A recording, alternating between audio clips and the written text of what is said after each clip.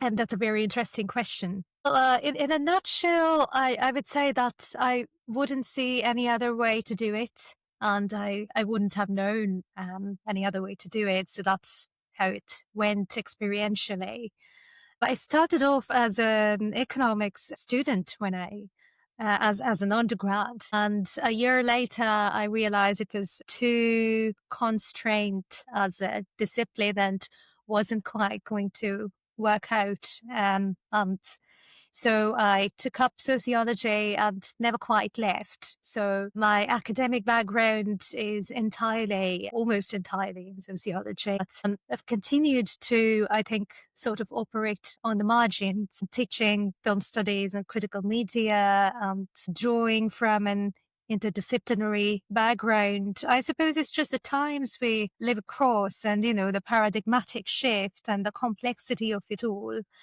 And I'm very, very inspired. I think my work is very inspired by Deleuzian ethics. So there's a lot of emphasis on that. And I've been working on a Deleuzian project at University College Cork since last November. So that has also significantly helped see the world in certain ways that I wouldn't have seen otherwise. So there's that. I was quite interested in your forthcoming article, and I think there was a sort of abstract on one of your pages where you frame pedagogy as body politic.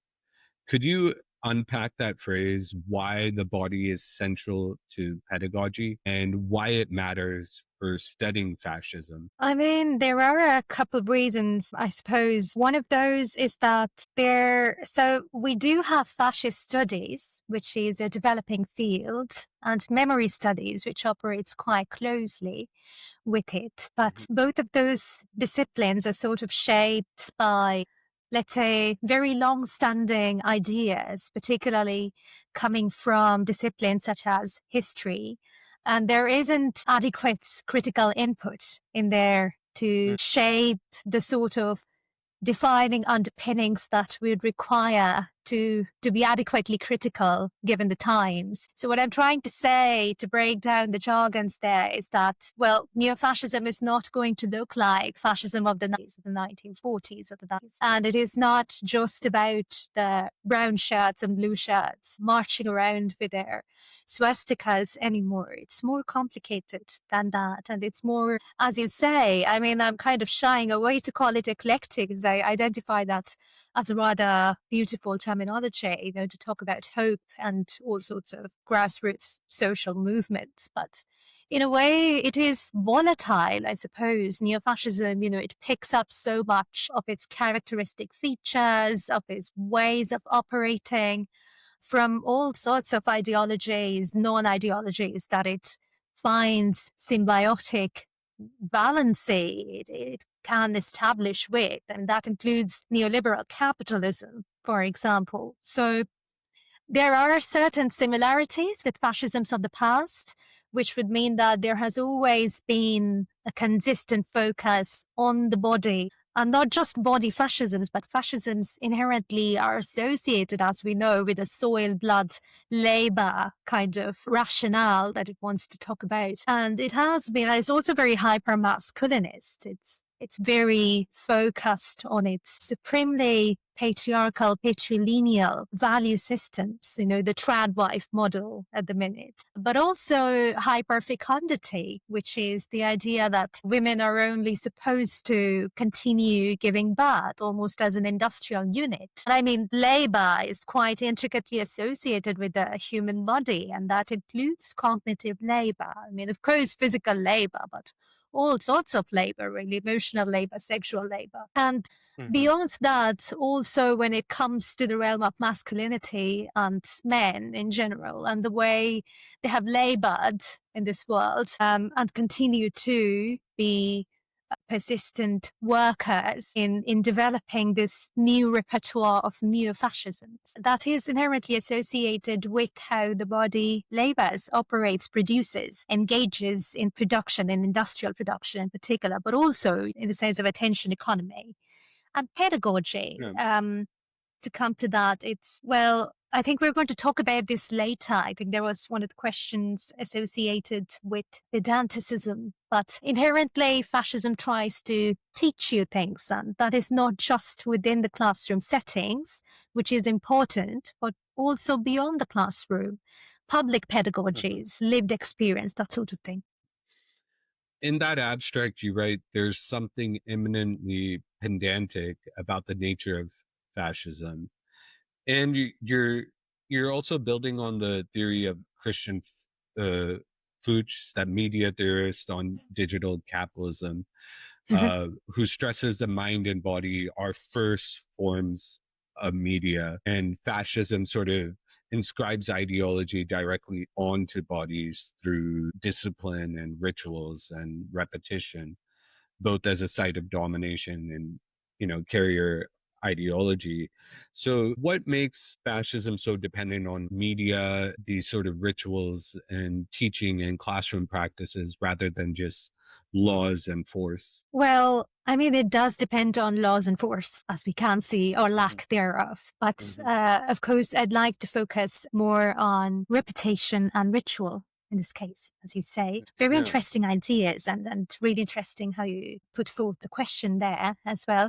So Christian Fuchs's work, yes, it talks about digital capitalism and digital fascism, and it's kind of, he's a techno-sociologist who's dealing with media studies, essentially. And my work kind of sits on the verge of media studies. It's kind of drawing both from sociology and media studies. So I suppose, yeah, it's really important body of work in that sense. I think Ben Camille talks about this as well in a very interesting way, that neo-fascism has this way of turning fringe narrative into a kind of common sense and inculcating it as almost a repetitive ritual in everyday life. So it becomes part of lived reality. And I think the Deleuzian idea of becoming, which up until now we have looked at in really positive ways, becoming part of your research paradigm, becoming part of what Gramsci talks about, your resistance, anti-hegemonic resistance. But also the new far right, the neo-fascists would like to co-opt Gramsci's idea of cultural revolution as something that is of their own, which is a pity, because they kind of put him in a box for 20 years and bent his spine and his teeth fell out, and we all know how it turned out in the end. And he wrote prison notebooks. In the prison, incarcerated in fascist Italy, was a secretary of the Communist Party.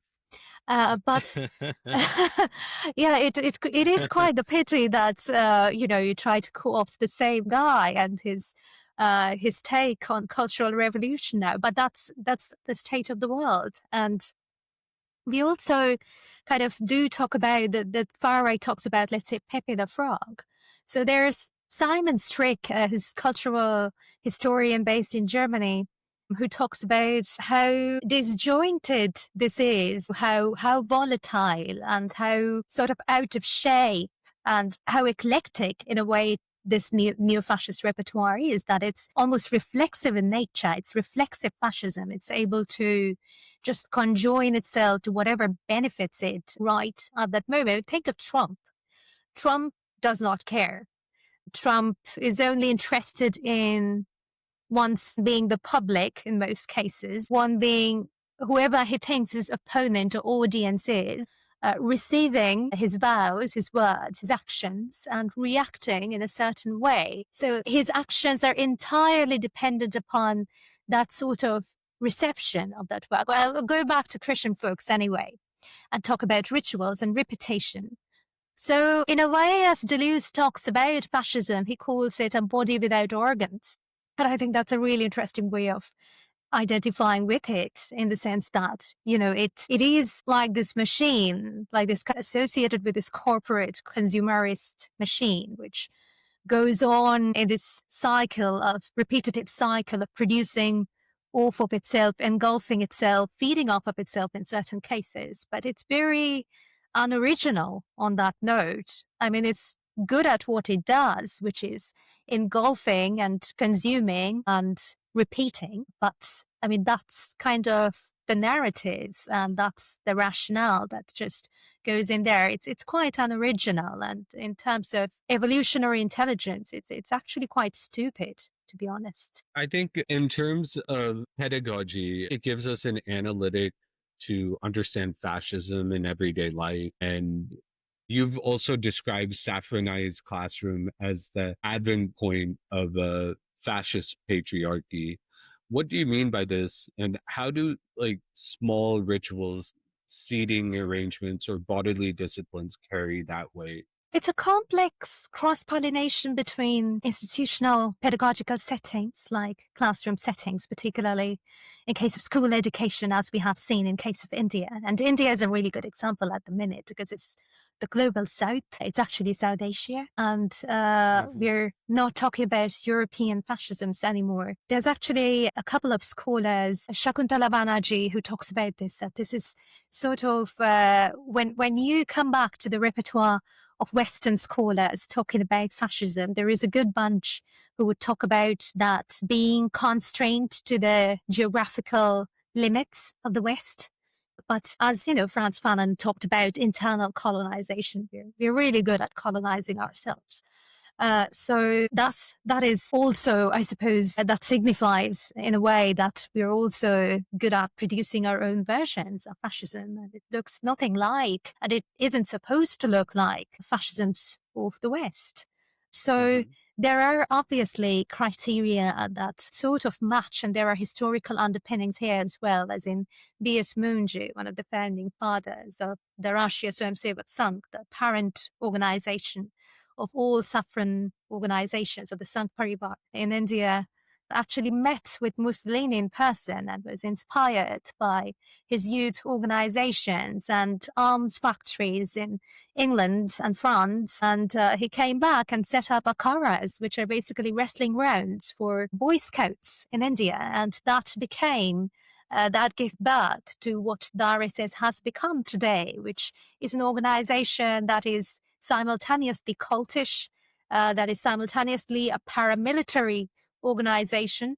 One of its wings is actually the Sanatan Sanstha. It is quite frightening as an organization. It's based in Goa, but we know that now that they're responsible for the assassinations of at least 4 scholars and journalists, including Govind Pansari and Gauri Lankesh. So it's, not a secret. It used to be about, I think, 6-7 years ago. But of course, also people who have been arrested have just been released last month or so. So there's that.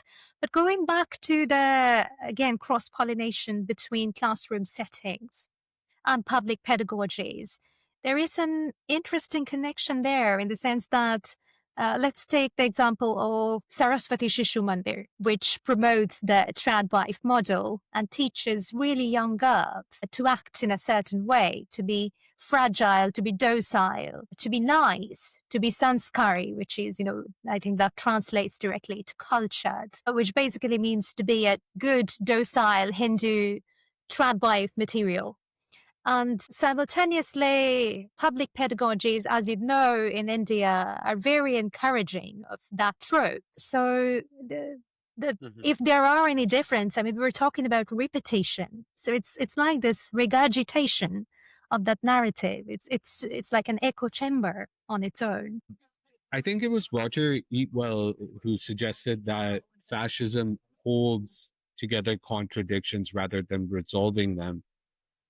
How do contradictions become a strength of Hindutva pedagogy instead of a weakness? I mean, I think it's a universal case with fascisms in general and neo-fascisms in particular, but fascisms too. I mean, especially in the colonial times. So scholars usually look at proto-fascism and then Second World War fascisms and then neo-fascisms. But if you look at anything that started off after the Industrial Revolution, which is usually the fascisms with capital F of Europe, I think they were always, I mean, if you go by narratives, they're just intellectually incoherent.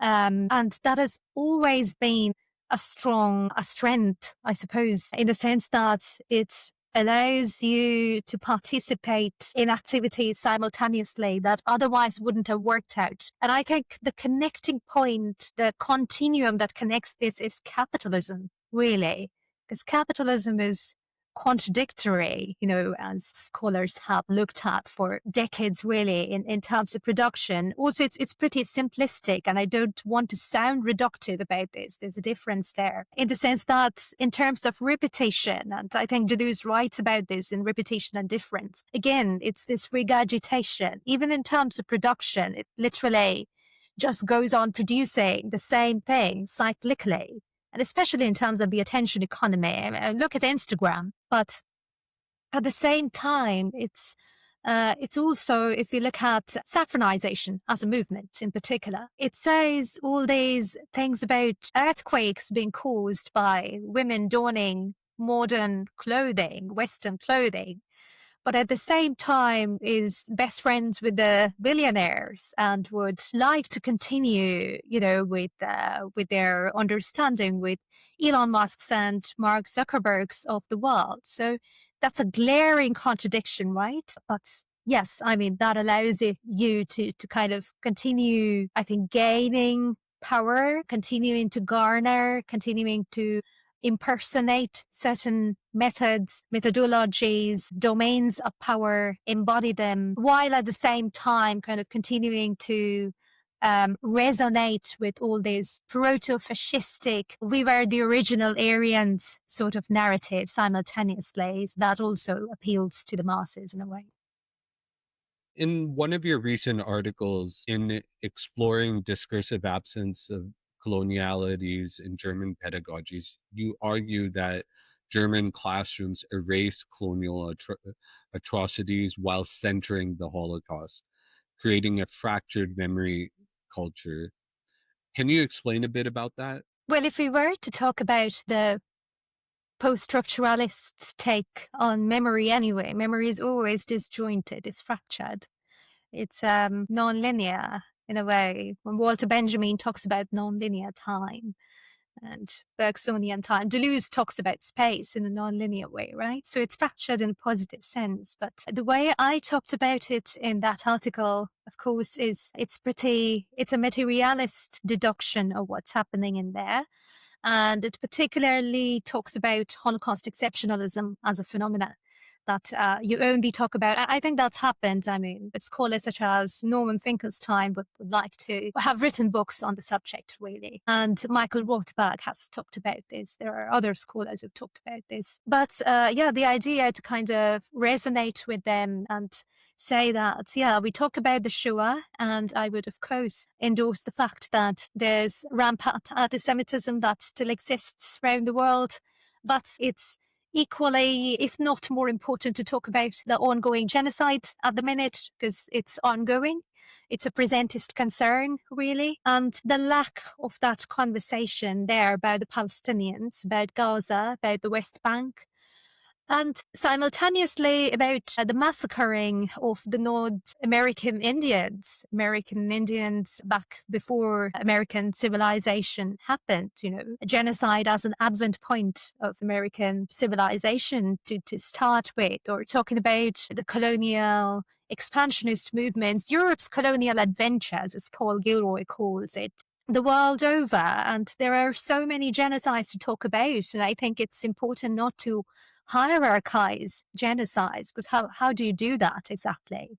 And it's also, I think it exposes some of Germany's inability to address what happened in Namibia and what happened in Papua New Guinea. And just because it happened for a short period of time does not quite outright the fact that they were active genocides, and does not outright the fact that it has taken almost a year and a half for Germany as a state to be able to condemn an ongoing live genocide and starvation of children. It's just as simple as that. So there goes. In that same article, you talk about Germany's fractured memory politics and how it helps legitimize its support for kind of kind of Israel. What does this tell us about pedagogy's role in shaping how Palestine is remembered or erased? Or do you see a similar dynamic at play with India's like saffronized sort of classrooms or pedagogy? I mean, you must have seen the social media support for Netanyahu within the saffron Mm, circles. It's unbelievable, but it's mhm, also unsurprising at the same time, given that both have a common minimum shared in Islamophobia. And again, the struggle for Palestinian liberation from the times of the Palestinian Liberation Organization, which, as we know, was systematically destroyed by the United States and other imperialistic forces, particularly the United States and Israel at the minute, who have vetoed every other decision. And it's actually great that some of the countries within the European Union are finally acknowledging Palestine as a state, and even the UK has talked about this at this point. France is talking about this. Norway, Spain, and Ireland have recognized Palestine as a state. Yes, in a way, I think it does link quite directly to how we talk about colonialities, how colonialities shape our understanding of history, memory, and pedagogy. And there is a very bodily input in terms of understanding how all of that goes, because, well, partly memory and how memories are inculcated is associated with pathologies. And this is muddy waters, because I wouldn't like to go through the whole Oedipalization of memory culture. Again, I'm not taking the Freudian route there. I'm arguing the Deleuzian way that, in an industrial society, even memories, desires, they're all produced. They're part of the production process. They don't essentially stem from a lack. They're not essentially connected to the very constrained idea of mummy and daddy issues. They're more than that. We're talking about industries and states at play, and we're talking about capital here, which is, of course, associated with the patrilineal structure of the nuclear family, but it's not just limited to parental lack. So the idea would be to just suggest that, yes, I mean, when we talk about genocides, when we talk about colonialities, colonial politics, colonial memory politics, and body politic that is largely embodied, that is performed in classroom settings, that is learned through public pedagogies, unless there are active sites of resistance, unless there are alternative readings, unless there are alternative spaces, it's only more than likely that it's very easy to be carried away by, again, what Ben Kameret's called turning fringe narrative into kind of common sense. So then Islamophobia or Netanyahuism becomes your form of common sense, its dominant form of common sense. It's very hard to decolonize that kind of repertoire.